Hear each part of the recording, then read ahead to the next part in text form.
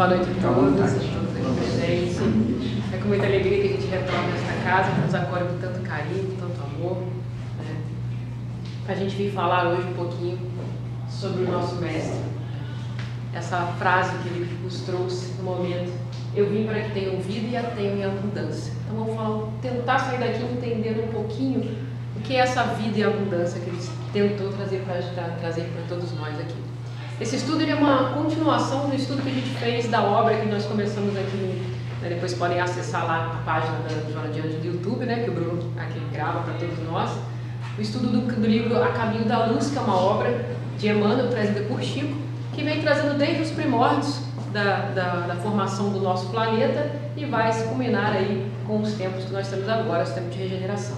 Então vamos prosseguir com esse estudo. Vamos fazer uma pequena e rápida recapitulação. Desculpem para quem não esteve naquele primeiro momento conosco, mas eu vou falar bem rapidamente, só para a gente entender o contexto, e qualquer coisa vocês acessem lá, a palestra que está já no site lá.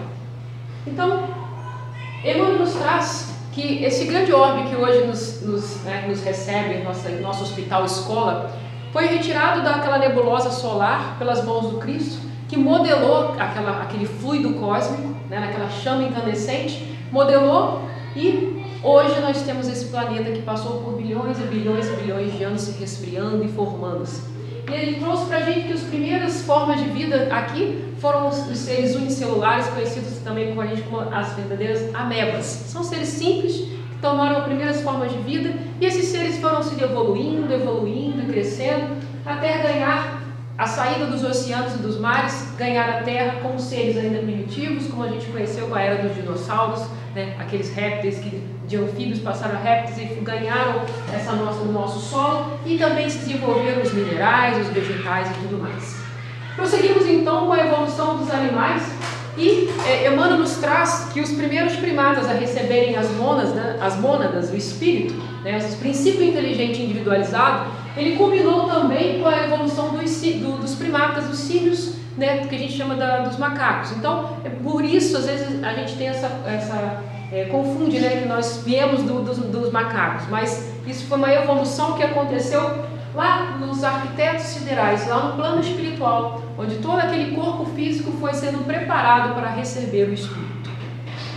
A seguir, esse corpo físico que recebeu esse espírito começou a ganhar esse planeta, começou a vivenciar, experienciar dentro daquela comunidade, trabalhar junto com o ambiente que ele estava, e começou a se desenvolver. Para que pudéssemos ter um salto evolutivo naquela época, quando saímos de um planeta primitivo para um planeta de provas e expiações, fomos abençoados também por Jesus, quando nos trouxe lá dos orbes de Capela, na constelação de Cocheiro, os capelinos, os 4 grandes povos que aqui vieram reencarnar para auxiliar a todos nós nessa evolução intelectual e moral. Então vieram o que a gente chama dos 4 grandes povos. Os egípcios, que eram o povo de Capela mais evoluído intelectualmente e menos endividado moralmente. Contribuiu muito conosco com essa evolução intelectual, nos trouxe as pirâmides, as grandes construções, questões ligadas à medicina, já tinham um grande conhecimento sobre a morte, a continuidade do espírito. Então foi um povo que contribuiu muito com o nosso enriquecimento intelectual. Tivemos também o povo hindu, também um dos mais antigos aqui conosco, tinha já esse conhecimento espiritual, já sabia da vida após a morte, do conhecimento dos corpos astrais, dos chakras, de toda essa parte espiritual, da meditação, da importância da gente estar se religando ao Pai.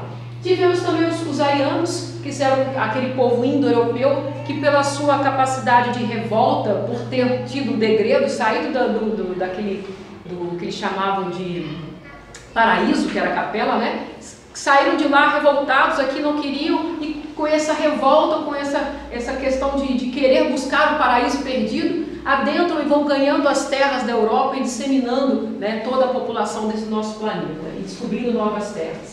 E também o outro povo, o hebreu, que foi um povo exatamente escolhido por Jesus para reencarnar entre nós. E a gente vai ver uma dessas características, porque foi um dos povos escolhidos. Quando esses 4 grandes povos aqui chegaram, nós já tínhamos dois grandes povos também aqui, né? A África como se fosse o berço dessa nossa civilização, ali sim foram reencarnaram as primeiras mônadas, os primeiros espíritos naqueles corpos ainda primatas, e a grande China, a China milenar, que também já vem galgando a sua experiência, trazendo as questões da paciência, da paz, mas todos com as suas chagas, principalmente o orgulho e o egoísmo. Então, vindo o povo de Capela, dentre sempre Jesus mandou para nós os seus prepostos, os seus ministros, aqueles espíritos já evoluídos que vinham até nós e encarnavam em vários povos, em vários cantos, em todos os tempos, que vinham introduzindo aos poucos os conhecimentos, né, já plantando a sementinha daquilo que ele viria trazer mais tarde. Então, temos aí a chegada de Jesus ao nosso orbe. Então, vamos falar hoje sobre essa chegada, o que ele veio trazer para nós, a vida e a abundância, mostrar exatamente a verdadeira vida. Onde foi que ele encarnou? Onde ele escolheu vir?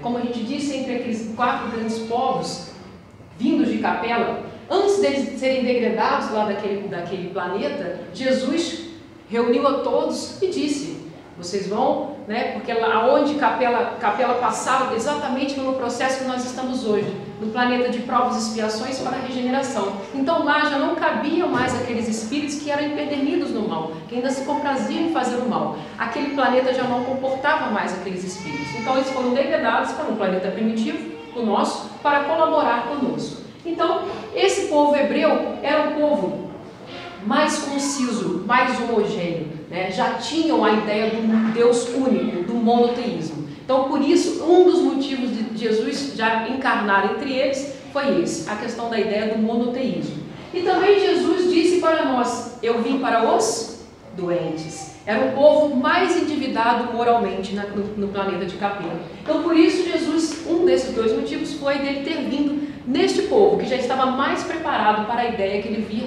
disseminar entre nós. E também nesse povo, né, veio o grande médium Moisés, que trouxe para nós a primeira revelação.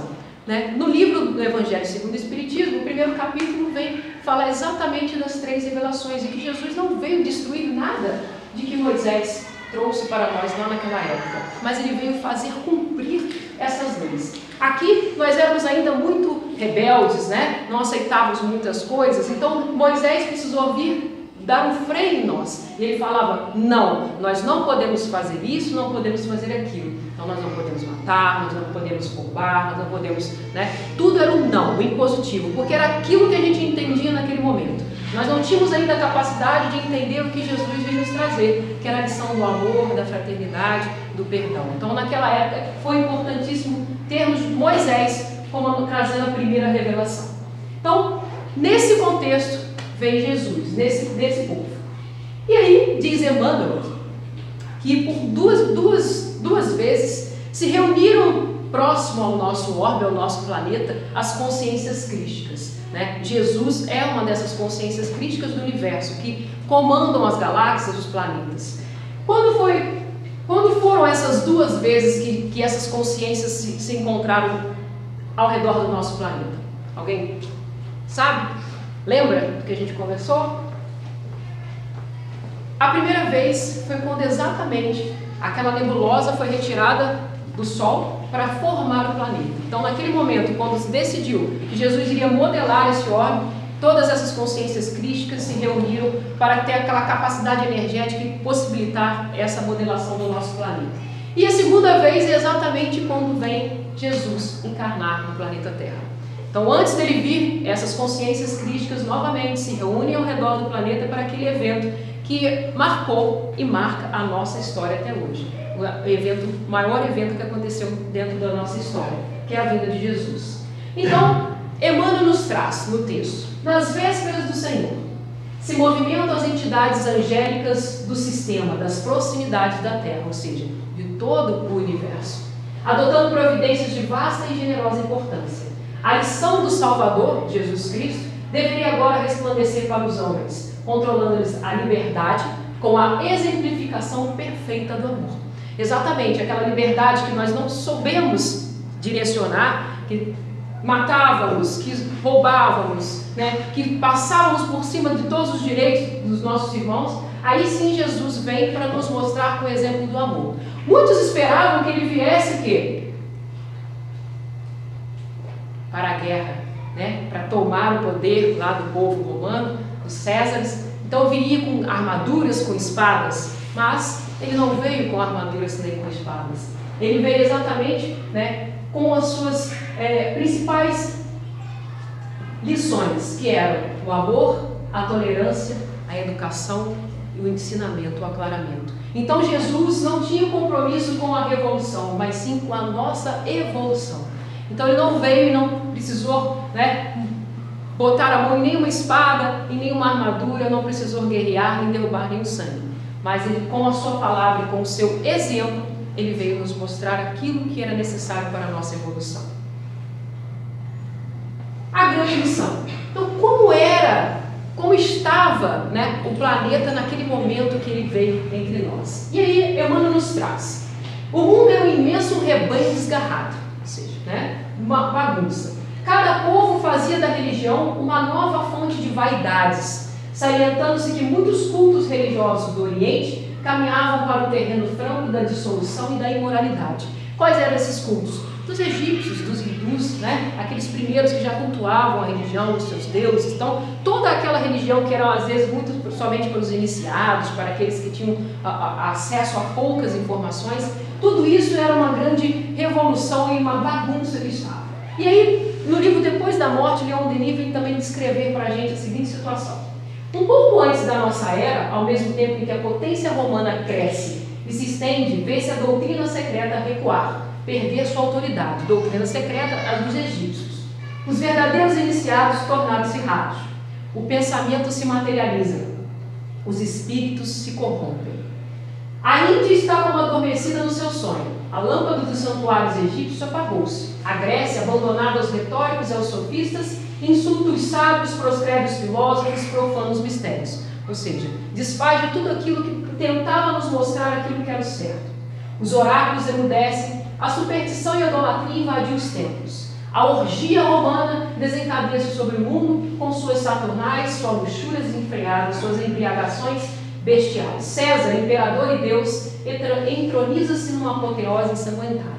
Então era exatamente, a religião era utilizada para a dominação, né? não trazia para o povo aquilo que realmente era necessário. E Emmanuel nos traz que o homem ainda era a inteligência bestializada. Ou seja, nós conseguimos evoluir intelectualmente.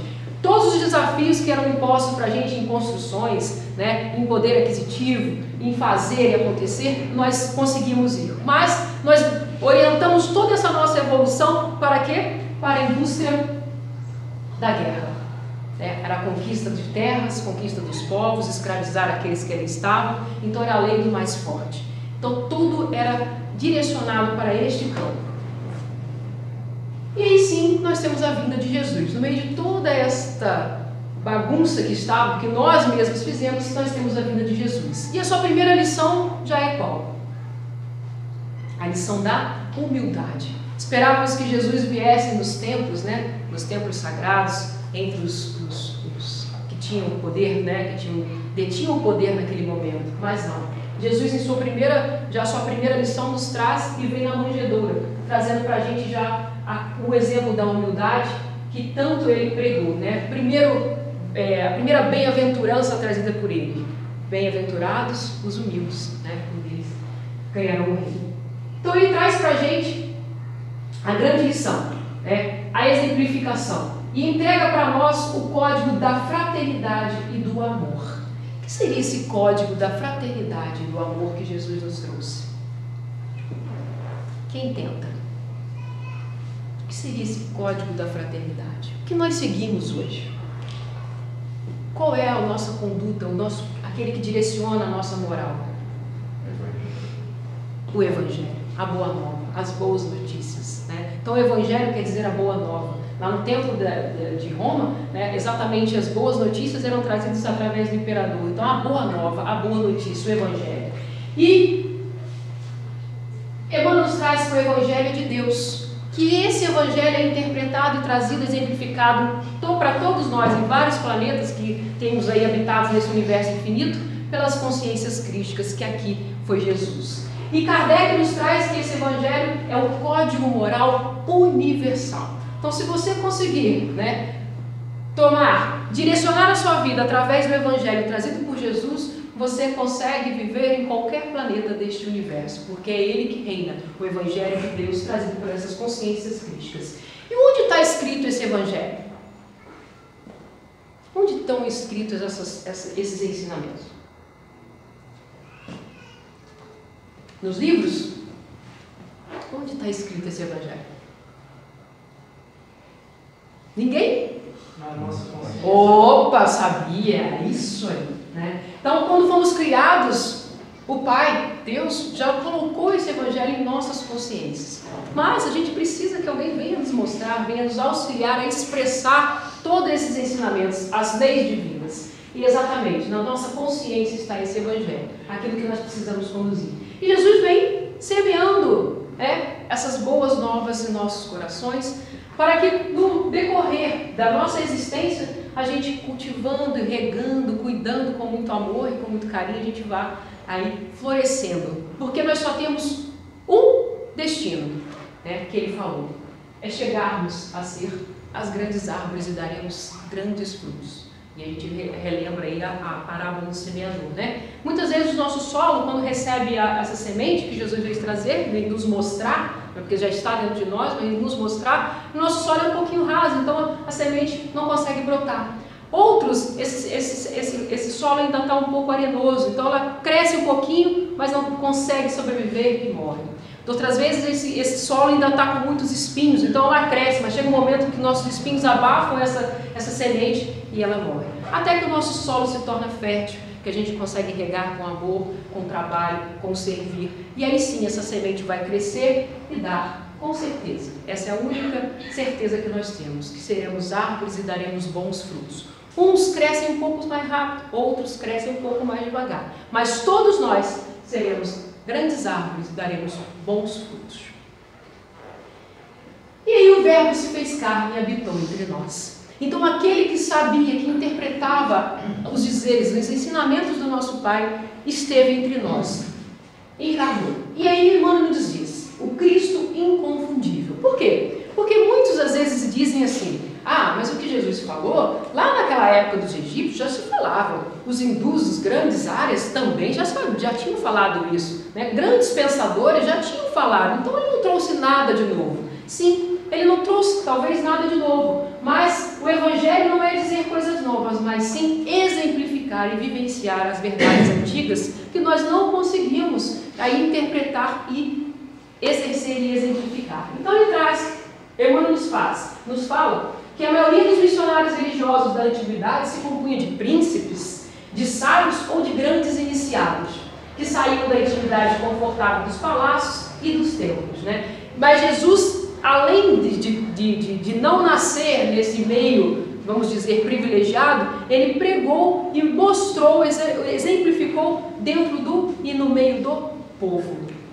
Às vezes ia aos templos falar, mas ele estava sempre no meio do povo, no meio principalmente daqueles que eram renegados pela sociedade, as prostitutas, os leprosos, os doentes, os ladrões. Então ele pregava no povo, daqueles que eram os renegados da sociedade, e todos aqueles que queriam ouvir. E quando foi que ele disse essa frase? Eu vim para que tenham vida em abundância. Então vamos a João, só para a gente nos situar, vamos lá na passagem bíblica, em João capítulo 10, versículos 1 a 10. Ele fala, na verdade vos digo, que aquele que não entra pela porta do curral das ovelhas, mas sobe pela outra parte, é ladrão e salteador. Aquele, porém, que entra pela porta é o pastor das ovelhas. A este porteiro abre, e as ovelhas ouvem a sua voz, e chama pelo nome as suas ovelhas e atrai para fora. E quando tira para fora as suas ovelhas, vai adiante delas, e as ovelhas o seguem, porque conhecem a sua voz. Mas de modo nenhum seguirão o estranho, antes fugirão dele, porque não conhecem a voz dos estranhos. Jesus disse-lhes essa parábola, mas eles não entenderam o que era que eles diziam. E ele prossegue. Tornou, pois, Jesus a dizer-lhes, em verdade vos digo, eu sou a porta das ovelhas. Todos quantos vieram antes de mim são ladrões e salteadores, mas as ovelhas não os ouviram.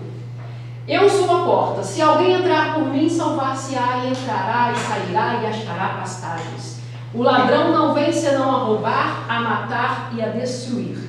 Eu vim para que tenham vida e a tenham com abundância. Então eu só citei essa passagem, a gente não vai se adentrar nessa passagem, para vocês entenderem o contexto do momento que ele falou isso, né? Se a gente rapidamente só tentar entender as figuras, né, dessa passagem, vamos recorrer à obra de Elírio Cerqueira Filho, que nos fala que as ovelhas são exatamente as virtudes que nós devemos cultivar e cuidar, né? E esse cultivo dessas virtudes, né, no curral das ovelhas, onde é esse curral? Exatamente aquilo que nós somos. E os ladrões e salteadores são os egos, as nossas máscaras que nós adquirimos nas nossas diversas encarnações, que querem sempre acabar e roubar essas nossas virtudes. Mas aquele que nos é o porteiro, aquele dever consciencial, aquelas leis que já estão escritas na nossa consciência vão tentar nos guiar. E o verdadeiro pastor é o eu divino, é aquela essência, aquela consciência do Pai em nós. E Jesus disse que Ele é a porta. Então vamos tentar entender o que Ele falou, que Ele é a porta. Ora, meus irmãos, eu sou a porta. Se alguém entrar por mim, salvar-se-á, e entrará e sairá e achará pastagens. Então, nesta vida, ele diz, vamos pedir ajuda aqui a Emmanuel, na obra, né, Fonte Viva, no capítulo 172, ele vai falar de Cristo libertador. Simbolicamente, esse nosso mundo está repleto de portas, né? As portas, a gente vê muitas portas enormes, abertas, escancaradas, mas são portas, muitas vezes, que a gente entra, mas muitas das vezes a gente não consegue sair. Não? A gente pode lembrar da passagem da porta larga e da porta estreita. Então, muito mais fácil a gente passar por essa porta larga. Mas onde será que essa porta larga estará nos levando? Mas Jesus vem nos mostrar, né? Algumas delas são rapidamente disputadas pelos homens, que afoitos, ou seja, né, precipitados na conquista das posses efêmeras, ou seja, aquelas posses passageiras, a gente se precipita e vai adentrando por qualquer porta. E geralmente elas são fáceis de entrar, como a gente diz. E não se acautela contra os perigos que essas portas representam para nós. E ele vem dizer para a gente quais seriam essas portas. Então, muitos de nós queremos o quê? Riqueza, poder, prazer e evidência. E Jesus fala que essas portas estão aí, abertas. Devemos buscar? Sim, devemos buscar, porque quando nós buscamos muitas dessas portas, nós vamos nos desenvolver, nós vamos experienciar, nós vamos crescer, auxiliar, né? Mas ele diz, muitos batem a porta da riqueza amoedada, muitos querem somente poder aquisitivo. Inúmeros forçam a passagem para a ilusão do poder humano, ou seja, o poder de mandar, né, de exercer a sua liderança. Mas vamos ver como a gente faz isso. Muitíssimos atravessam o portal dos prazeres. Muitos só querem aí sobreviver e não viver. Viver às custas dos prazeres materiais, satisfazendo os nossos sentidos físicos, que é o ver, ouvir, sentir, comer, né, os prazeres sensórios. Muitos varam os umbrais da evidência pública, sequiosos de popularidade e influência, né? Então muitos buscam sim as posições de liderança da nossa sociedade com formas apenas de repente de evidência e popularidade. E ele diz, porém, a porta da vida abundante não é isso. Com ele, a gente tem que entender que a nossa existência aqui é para nós aprendermos e servirmos. Então não é só a busca dessas posses efêmeras. São posses que aqui vamos adquirir, mas que aqui vão ficar. Por acaso o caixão tem gaveta? Alguém vai levar aquilo que conseguiu aqui? A não ser as posses definitivas, os bens definitivos que ele vai trazer para a gente. Então a vida de um homem não consiste na abundância das coisas que possui. Não é o que nós temos, mas o que nós somos, o que nós fazemos aqui nessa vida.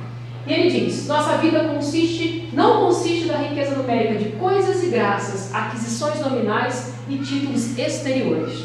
Nossa paz e felicidade depende do uso. Olha aqui está a chave de toda a nossa felicidade.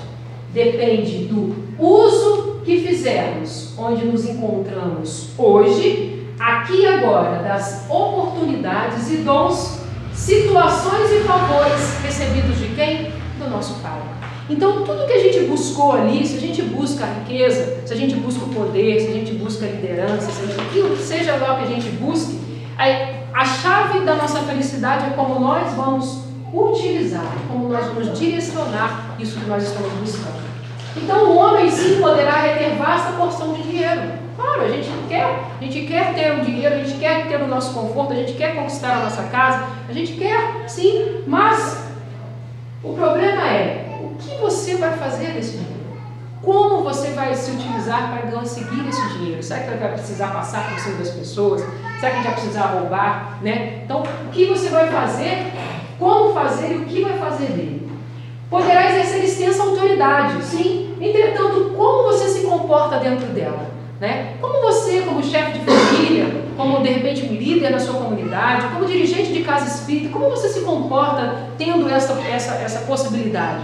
Será que você quer utilizar dessa posição para humilhar as pessoas, para ganhar poderes aquisitivos? Como você está lidando com isso? Se você poderá dispor de muitas propriedades, todavia, de que modo utiliza esses patrimônios? Será que você só quer ganhar patrimônio e usufruir disso para si, só para si?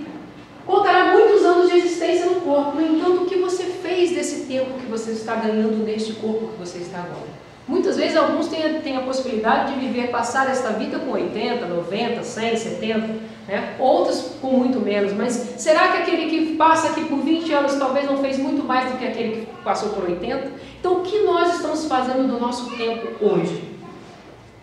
Como poderá contar com numerosos amigos, sim, né? Ainda mais hoje nas redes sociais, você vai lá, tem quantos amigos nas redes sociais? 1000 e tantos, né? Será que esses são amigos mesmo? Será que você está fazendo com esse amigo que você está aí do seu lado? Como é que você está tratando esses amigos que você tem, a sua família, os amigos? Como você está lidando com isso? Então ele fala, mobiliza com critérios recursos depositados em tuas mãos. São todos meramente passageiros. O Senhor vai te reconhecer pelo emprego dos teus dons, pelo valor das tuas realizações e pelas obras que deixastes em torno dos seus próprios pés. Então, quando nós chegarmos lá, não vamos perguntar aquilo que nós tivemos aqui, mas aquilo que fomos, aquilo que fizemos em benefício de nós e de todos, de toda a comunidade, de todo o nosso planeta. Eu vim para que tenham vida e a tenham abundância. Então vamos adentrar o tema da nossa palestra aí com quase meia hora. Se a paz da criatura não consiste na abundância do que possui aqui na Terra, depende da abundância dos valores definitivos de que a alma é possuída. Que valores seriam esses? Me ajuda. Se a gente não vai, ter essa nossa conquista da paz, da vida e abundância com aquilo que nós temos, mas sim com esses valores definitivos, quais seriam esses valores definitivos que nós temos aqui buscar, e cultivar e praticar? Quais seriam? Me ajuda. Morais. Os morais. Exemplos. Quais seriam esses valores? Para vocês não dormirem. Vamos lá, vamos participar. Quais seriam? Como? Caridade. Doação. Caridade, doação. Mais o quê? Paciência. Vamos? Difícil falar? Vamos? Perdão. O perdão. Isso. Indulgência. A caridade, né? O que diz, o Espiritismo pra gente? Qual o verdadeiro significado da caridade? Benevolência, indulgência, perdão. Que é o amor nas ações. Então, esses são os valores que nós devemos cultivar e buscar. Essas são as posses definitivas que nós cultuarmos aqui. Sim, essas serão as que nós vamos levar para a eternidade. Então, isso tudo que nós falamos, o respeito, a fraternidade, a doação, a caridade, a fraternidade, entender o que nós somos aqui todos irmãos. Esses são os valores definitivos. Em razão disso, o Divino Mestre veio até nós para que sejamos portadores de vida transbordante, repleta de luz, amor e eternidade. Luz.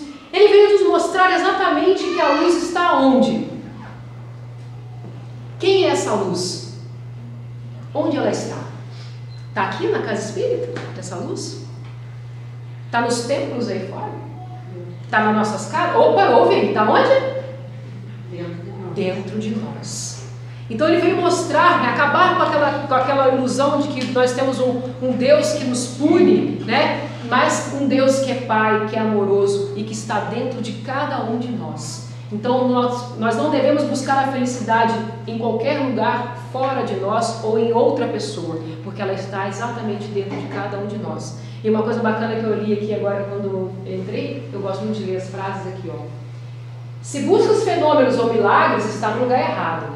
Se buscas autoconhecimento, autoiluminação e transformação, eis aqui o hospital de almas. Exatamente isso. Nós temos que buscar aqui dentro de nós. Aqui está a verdadeira luz. Aqui está tudo o que nós precisamos. Ok? E para a eternidade. Ele veio nos mostrar que somos espíritos eternos, imortais. E aqui é apenas uma passagem de aprendizado que, se nós cultivarmos esses valores definitivos, nós facilitamos a busca dessa felicidade, a busca dessa perfeição, e teremos uma vida com mais abundância.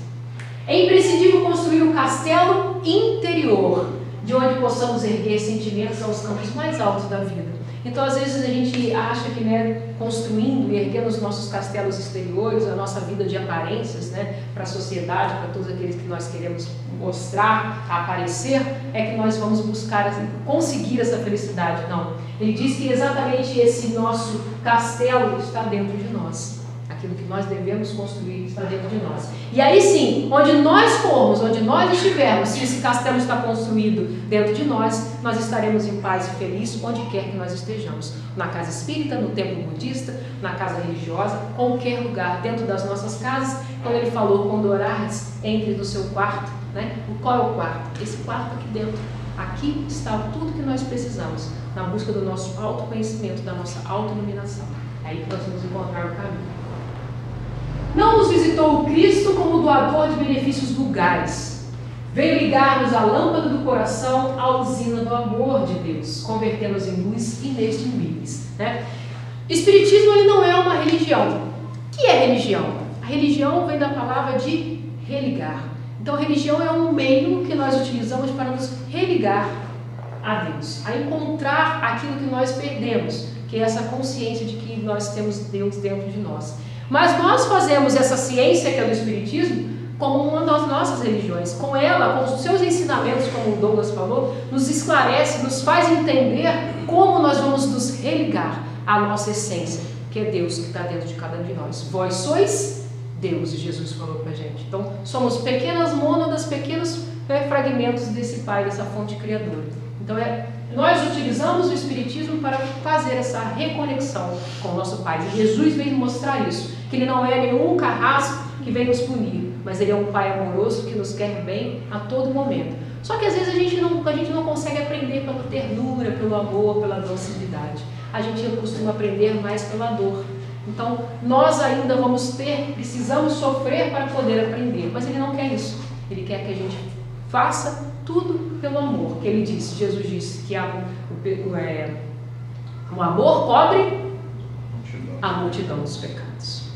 Ele não falou que a dor cobre a multidão dos pecados, ele falou que o amor cobre a multidão dos pecados. O Cristo é inconfundível, então Ele não teve outro igual. Tiveram muitos que trouxeram o início dessa sua mensagem, mas Ele foi inconfundível. Jesus assinala a sua passagem pela terra como sendo constante da mais augusta caridade e do mais abnegado amor. O que nós entendemos? Que a caridade é realmente o amor em ação. É quando nós praticamos tudo que nós falamos aqui, aquelas virtudes definitivas, a indulgência, o perdão, a paciência, a tolerância. Esse é o verdadeiro amor, quando respeitamos uns aos outros, reconhecemos como os irmãos. Suas parábolas e advertências estão impregnadas no perfume das verdades eternas e gloriosas. Ele era tão magnífico que até hoje as parábolas contadas há 2000 anos parecem ser atuais. E ele adaptava a sua parábola, a sua história ao momento em que ele estava vivendo. Então, se ele estava falando com o pastor, ele ia falar de ovelhas. Se ele estava falando com o agricultor, ele ia falar de sementes. Então, ele adaptava toda a sua mensagem simbolicamente a quem ele estava se dirigindo. E lá, há 2000 anos, ele falou aquilo, nós não entendemos, continuamos aí, em milhares e milhares de anos, tentando entender e tentando praticar para conseguir buscar essa felicidade. Respeitando as leis do mundo, aludindo à efígie de César, ensinou as criaturas humanas a se elevarem para Deus, na dilatada compreensão das mais santas verdades da vida. Ou seja, ele veio aqui e respeitou as leis que nós tínhamos aqui naquela época. Quando ele foi condenado, ele não levantou uma mão, ele não reclamou, ele mostrou exemplo de resignação e resiliência perante as leis dos homens que ali naquele momento condenavam. remodelou todos os conceitos da vida social, exemplificando a mais pura fraternidade. Tem uma passagem interessante na Bíblia, que ele estava na casa de Maria, irmã de Marta, e estava todo aquele aglomerado de pessoas dentro da casa, multidão que o seguia, ele pregava, e aí alguém falou: Senhor, sua mãe e seus irmãos estão à porta, querendo lhe falar. Eles não conseguiam adentrar a casa porque a casa estava cheia. Ele diz: mas quem são meus irmãos? Quem é minha mãe? Senão todos que seguem os exemplos e ensinamentos do Pai. Ou seja, esse entendimento de que somos fraternos, somos irmãos, todos nós somos um só com o Pai. Isso é a fraternidade. Cumprindo a lei antiga, encheu o organismo de tolerância, de piedade, de amor, com as suas lições na praça pública em frente das criaturas desregradas e infelizes. E somente ele ensinou: amai-vos uns aos outros, vivendo a situação de quem sabia cumpri-lo. E no seu último momento aqui entre nós encarnados, ele ainda deu a sua última lição. Quem lembra qual foi sua última lição? Suas últimas palavras. Pai, perdoe, eles não sabem o que fazem. O perdão. Então lá, sofrendo por nós, né? Porque nós nos condenamos, com sua resiliência e tolerância, ele ainda fala: Pai, perdoa, ele não sabe o que eles fazem. Mais uma vez, a prática da caridade. E, mostrando a evolução que nós temos hoje, cada dia mais a gente percebe que a ciência dos homens está chegando ao Espiritismo. Então, trazendo aqui um conceito da Organização Mundial da Saúde, que entende que hoje, né, lá desde 1990, na década de 90, já entende que saúde não é só um bem-estar físico, mas todo um bem-estar que ele chama de biopsicossocial, ou seja, entendendo que nós somos, além do corpo, nós temos uma mente, que nós interagimos com a sociedade. E nada mais do que o Espiritismo já vem trazendo para nós. Peguei essa mandala aqui do grupo do Círculo, que faz um estudo muito bacana, e vamos refletir a respeito dos ensinamentos do Espiritismo sobre isso, sobre esse conceito da Organização Mundial da Saúde. Entendendo que sim, nós somos seres biológicos, nós precisamos cuidar deste corpo, deste veículo que o Espírito utiliza para se manifestar nesse ambiente que nós estamos, mas sem perder a consciência de que somos espíritos vivenciando na matéria.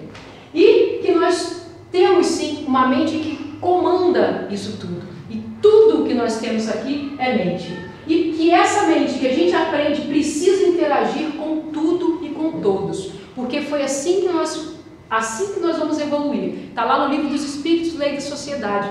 Aquele que se busca o insulamento não consegue evoluir, porque a evolução só acontece quando nós estamos no meio de todos, aprendendo, vivenciando, experienciando e auxiliando uns aos outros. Então há necessidade desse convívio social. Entendendo que nós fazemos parte de um ambiente. Às vezes a gente fala assim: vamos cuidar do meio ambiente. A gente acha que meio ambiente são os animais, as plantas, né, os minerais. E que nós não fazemos parte desse ambiente. Sim, nós também fazemos parte. Tudo é criação divina. Então nós temos que nos equilibrar, nos respeitar toda a criação. E que nós temos que sim ser funcionais dentro desse sistema.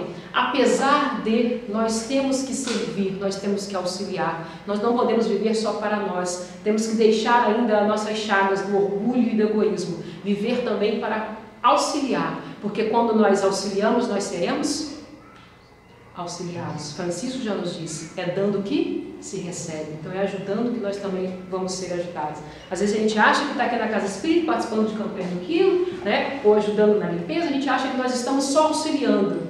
Engano.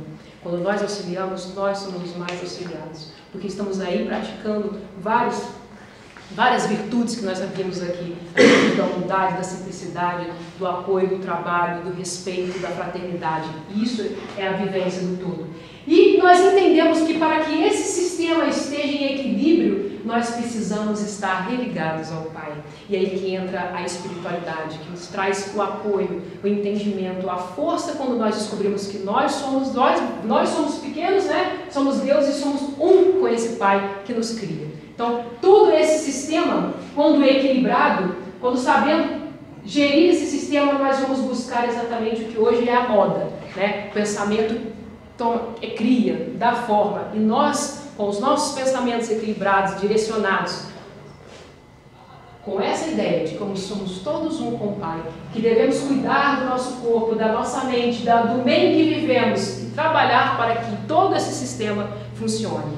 Esse sim é o nosso intuito. E ele disse: não penseis que eu tenho vindo destruir a lei e os profetas. Não os vim destruir, mas cumpri-los.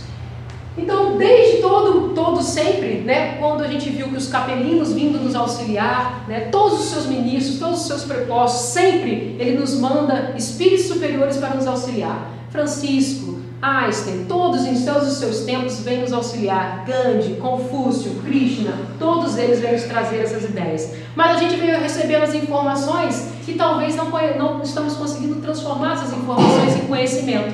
E ele diz lá, há 3.500 anos antes de Cristo, Hermes Trismegisto, um daqueles lá do Egito, né, dessas mentes já bem mais avançadas que nós. A posse do conhecimento, sem ser acompanhada de uma manifestação ou expressão em ação, é como um amontoado de metais preciosos, uma coisa vã e tola. O conhecimento é como a riqueza destinado ao uso. Então, de nada adianta nós estarmos aqui reunidos hoje, ganhando essa fonte de informações, esses conhecimentos, se nós não colocarmos em prática aquilo que Jesus veio fazer.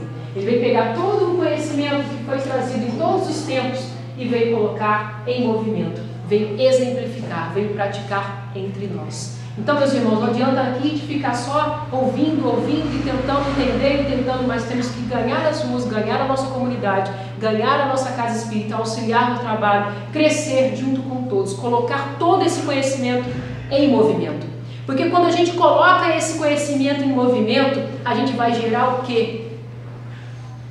A transformação. A tal da reforma íntima que nós precisamos. Mas sem esse conhecimento, sem colocar em movimento, a gente não consegue essa transformação. E quem será que vai vir fazer essa transformação? Quem é o responsável por essa transformação? Quem? Vai vir Cristo novamente aqui? Quem é o responsável por essa transformação? Tem certeza que somos nós? Não é nosso pai? Não é nossa mãe? Somos nós. Nós somos os responsáveis por essa transformação. E o que nós estamos esperando para pegar todo esse conhecimento de milênios que nós estamos aí reencarnando e tomando posse, acesso a esse conhecimento? Será que nós já estamos colocando esse conhecimento em movimento para que nós possamos nos transformar? Vai aí a reflexão da nossa noite. Será que estamos buscando somente as posses efêmeras e esquecendo aquelas posses definitivas, né? Cultivando as virtudes que nós precisamos? Então, são chegados os tempos, meus irmãos.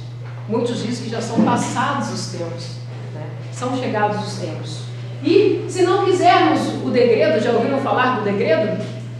Como aconteceu lá em Capela, no tempo da regeneração, quando aqueles espíritos lá que não cabiam mais na evolução daquele orbe vieram habitar o nosso planeta, ao entrar em corpos primitivos como aquele dos homens das cavernas. Será que nós podemos evitar esse degredo? Porque sim, né? Os livros nos trazem, a gente vai lá em obras póstumas, em A Gênese, vai acontecer esse degredo, né? Quem não acompanhar a evolução do planeta, né, moralmente, vai ser deportado para os planetas primitivos, para contribuir lá também, como assim os capelinos contribuíram conosco, né? E o que precisa para a gente evitar esse degredo?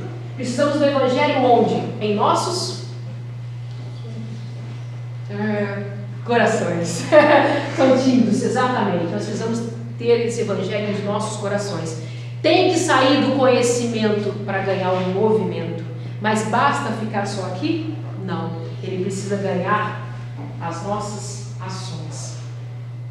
Então temos que colocar esse conhecimento que já viemos há milhares e milhares de anos tendo acesso, mas até agora estamos ainda tímidos para colocar em movimento. E quando nós conseguimos colocar esse conhecimento em movimento, quem será o mais beneficiado? Nós mesmos. E quando nós somos beneficiados, quando nós nos transformamos, nós transformamos o meio que está ao redor de nós. Era isso que a gente tinha um pouquinho para falar com vocês sobre a vida do Cristo. Agradeço a atenção, o carinho dispensado. Espero que a gente possa ter plantado a sementinha e basta agora vocês regarem com muito amor, com muito carinho, colocar tudo isso que a gente aprendeu aqui em movimento.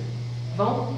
Disseminem onde quer que vocês estiverem. Sejam essa transformação em vocês e onde vocês estiverem. Muito obrigado por hoje.